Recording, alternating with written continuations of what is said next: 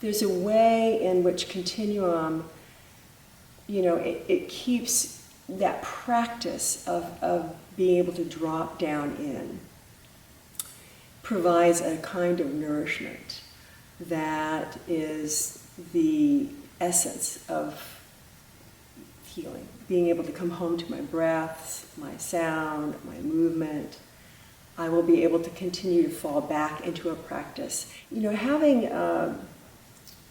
Being ill or having a severe injury can be a very isolating process.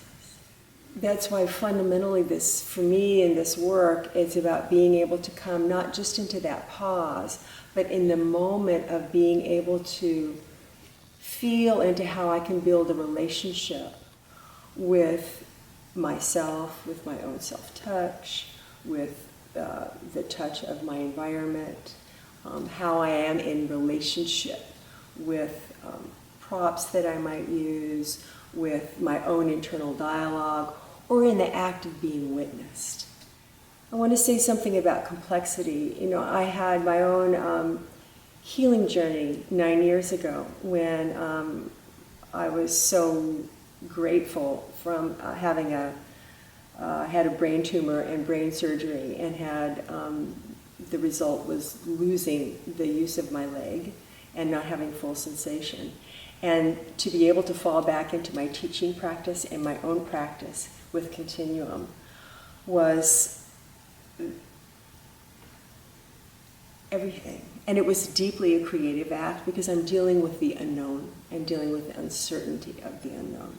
When I got out of the hospital and was starting more recovery, I gave myself lots of attention about just restoring breath. Had nothing to do, we would say, in regular physical therapy with the injury site, which was hip down to foot, but had to do with knowing that from the recovery of surgery, I needed to really open up remember the breath and remember my lateral lines and my diaphragm and all of that, all to help with the sense of just overwhelm that can happen in that kind of situation.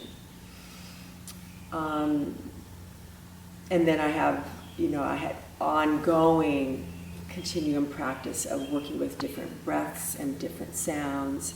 I remember specifically, because I couldn't stand, of working with having my foot against a wall and being able to feel into, I couldn't keep my foot up at the wall at first, but being able to at least press it against when I was laying down, and being able to get that sense of some contact there and feeling into, which is how I work a lot now if I'm working with somebody with any kind of limb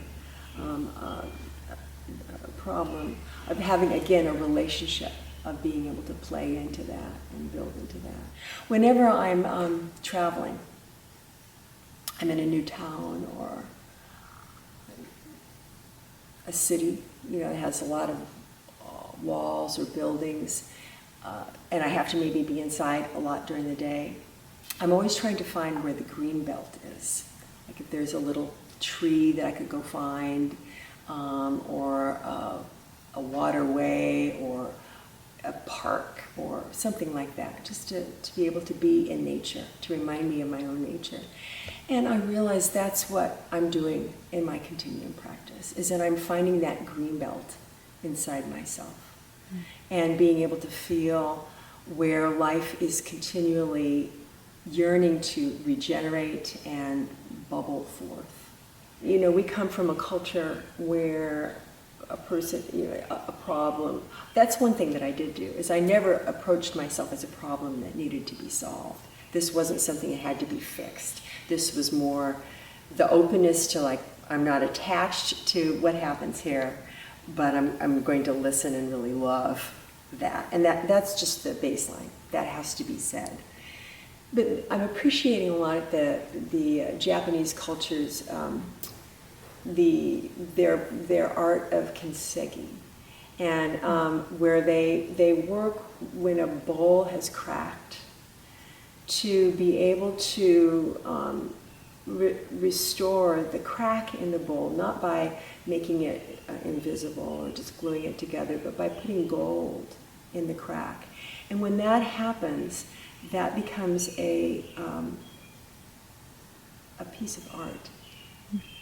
And so there's the beauty in that healing, and the beauty in that a value of the complexification that has happened in what we might say a person that has been wounded, or a person that has been working through something that it's now value because it has deepened, its layers have deepened.